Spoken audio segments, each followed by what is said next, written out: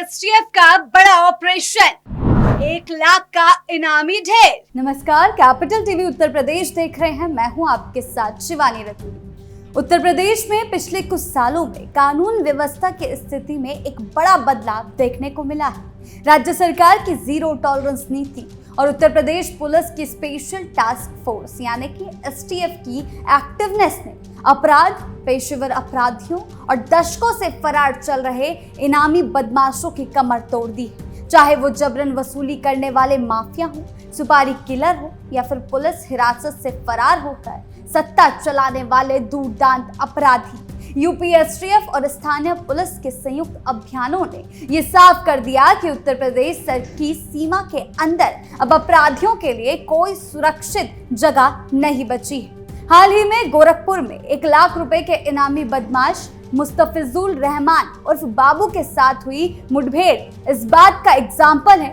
कि कैसे राज्य की सुरक्षा एजेंसियां अपराधियों का पीछा पाताल से भी करने की क्षमता रखती है। ये केवल एक मुठभेड़ नहीं है, बल्कि ये एग्जाम्पल है जिसके तहत उत्तर प्रदेश को पूरी तरह से भयमुक्त बनाने का अभियान चलाया जा रहा है। तो क्या कुछ हुआ, कहां एक्शन हुआ, आइए जानते हैं विस्तार से।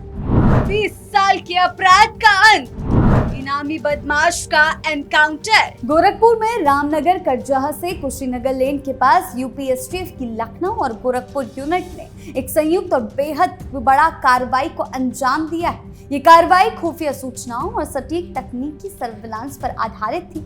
एसटीएफ को इनपुट मिला था कि 1 लाख रुपए का वांछित और बेहद शातिर अपराधी मुस्तफिजुल रहमान उर्फ बाबू गोरखपुर के खोराबाद क्षेत्र में किसी बड़ी वारदात को अंजाम देने या छिपने के इरादे से घूम रहा है। इस सूचना पर तुरंत कार्रवाई करते हुए एसटीएफ की टीमों ने इलाके की घेराबंदी की। खुद को पुलिस के चक्रव्यूह में फंसा देखकर आत्मसमर्पण करने की बजाय मुस्तफिजुल ने पुलिस टीम पर ही ताबड़तोड़ फायरिंग शुरू कर दी। इस गोलीबारी में एसटीएफ के एक जाबाज सिपाही महेंद्र सिंह घायल हो गए।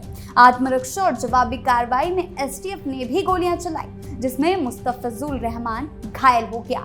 उसे तुरंत नजदीकी अस्पताल ले जाया गया, जहां डॉक्टरों ने उसे मृत घोषित कर दिया।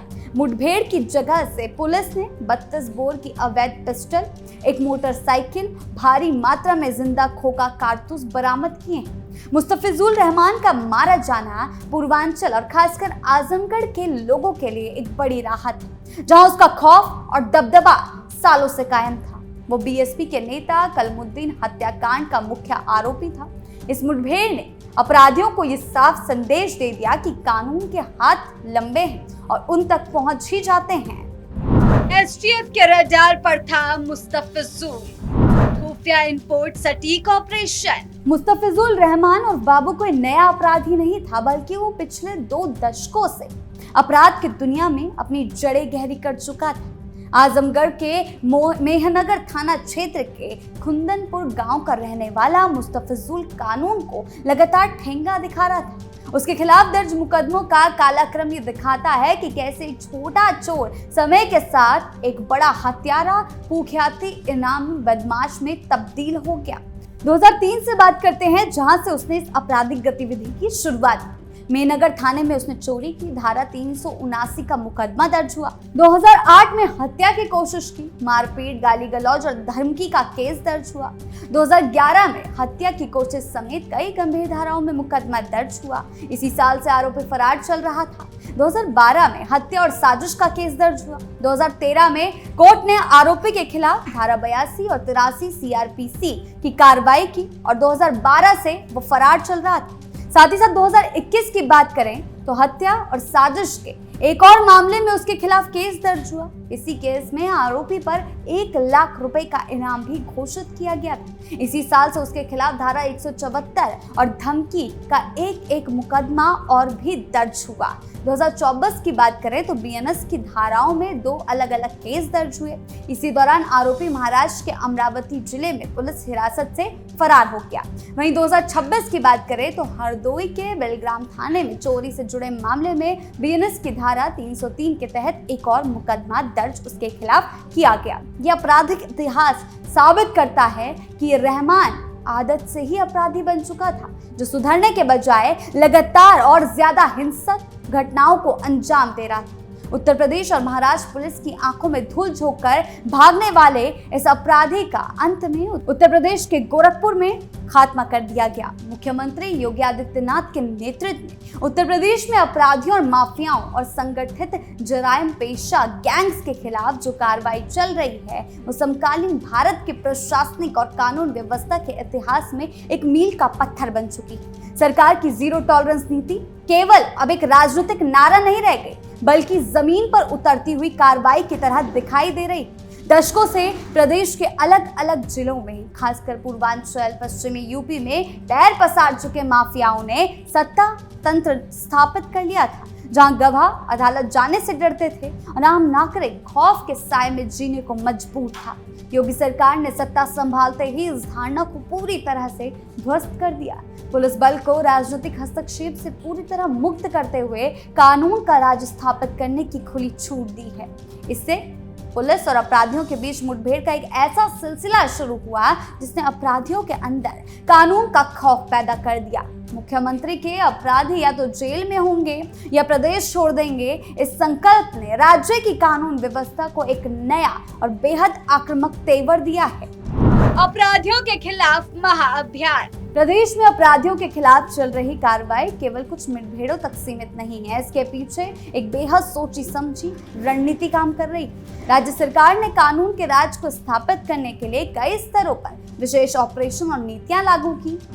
ऑपरेशन क्लीन और धरपकड़ अभियान। राज्य के हर जिले में छोटे से लेकर बड़े अपराधियों की लिस्ट तैयार की गई है। इस लिस्ट के आधार पर पुलिस रोजाना दबिश दे रही है। ऑपरेशन क्लीन के तहत वांछित अपराधियों, अवैध हथियार तस्करों और मादक पदार्थों के सौदागरों को चुना जा रहा है और उनके खिलाफ कार्रवाई की जा रही है। प्रदेश स्पेशल टास्क फोर्स को अत्याधुनिक हथियारों, एडवांस सर्विलांस तकनीक और खुफिया तंत्र से लैस किया गया। लखनऊ, गोरखपुर, वाराणसी, प्रयागराज और मेरठ जैसी महत्वपूर्ण यूनिट्स आपस में रियल टाइम डेटा साझा करती है। यही कारण है कि अमरावती महाराज से फरार हुए मुस्तफिजुल को गोरखपुर में एसटीएफ की संयुक्त टीमों ने सफलतापूर्वक ट्रैक कर लिया।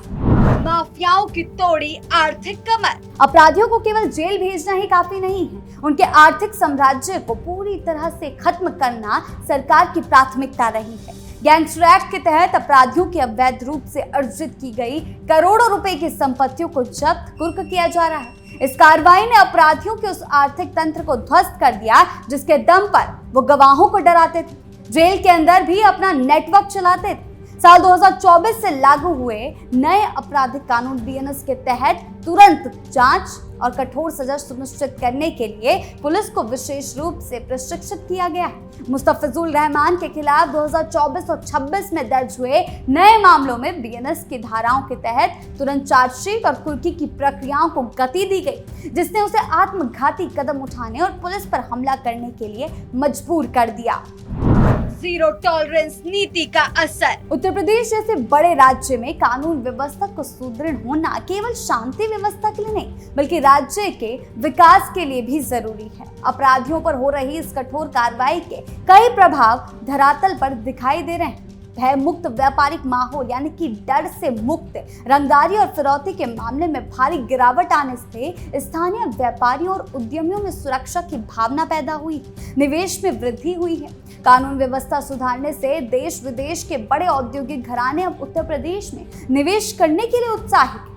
एक्सप्रेसवे, औद्योगिक गलियारों का जाल बिछाने के पीछे सुरक्षित माहौल सबसे बड़ी वजह है। महिला सुरक्षा और कानून का इकबाल, महिला अपराधों और छेड़खानी करने वाले मंचलों के खिलाफ चलाए जा रहे विशेष अभियानों जैसे एंटी रोमियो स्क्वाड, मिशन शक्ति ने समाज में सुरक्षा का एक नया स्तर स्थापित किया है। वहीं पुलिस के प्रति जनता का विश्वास बढ़ा है। अपराधियों के खिलाफ तुरंत और सख्त कार्रवाई से आम जनता का न्याय प्रणाली और पुलिस बल पर विश्वास कई गुना बढ़ गया। लोग अब बिना किसी डर के अपनी शिकायतें दर्ज करा रहे हैं।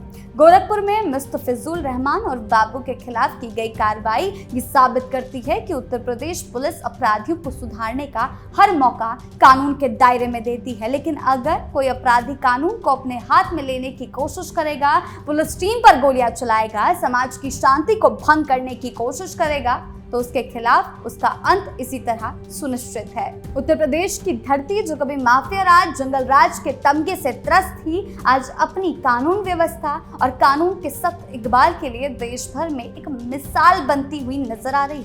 राज्य सरकार और उत्तर प्रदेश पुलिस का ये महाअभियान तब तक रुकने वाला नहीं है जब तक कि प्रदेश का आखिरी अपराधी या तो सलाखों के पीछे नहीं पहुंच जाता या अपराध की दुनिया हमेशा के लिए तौबा नहीं कर देता। अपराधियों के खिलाफ जारी ये महाअभियान उत्तर प्रदेश को उत्तम प्रदेश और सुरक्षित प्रदेश बनाने की दिशा में सबसे बड़ा और प्रभावी कदम है। आपकी मामले को लेकर क्या राय है, हमें कमेंट सेक्शन में जरूर बताएं। धन्यवाद।